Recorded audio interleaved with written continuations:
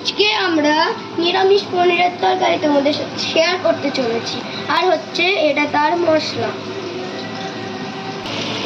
তেল গরম হয়ে গেলে পনিরটা দিয়ে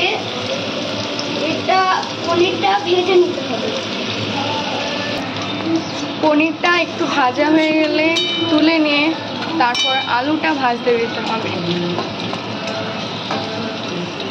আলুটা ভাজতে দেওয়া হলো।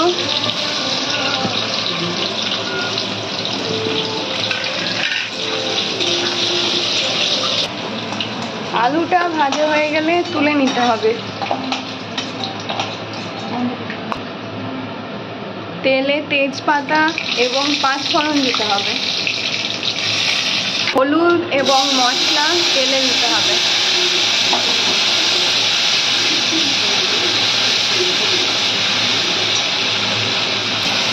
মশলা কষা হয়ে গেলে আলুগুলো দিয়ে দিতে হবে।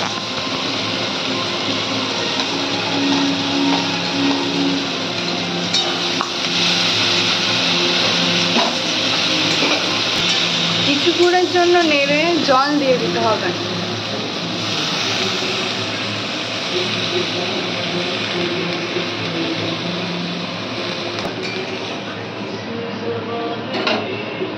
পরিমাণ মতো লবণ দিতে হবে।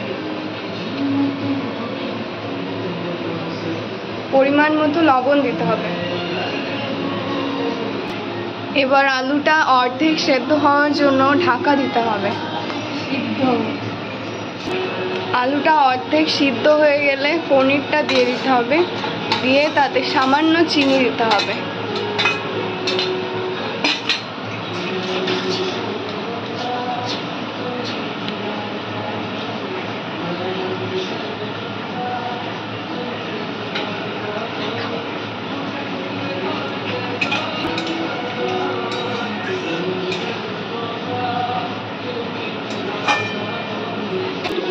আলুটা পুরো সিদ্ধ হয়ে গেলে নামিয়ে নিতে হবে।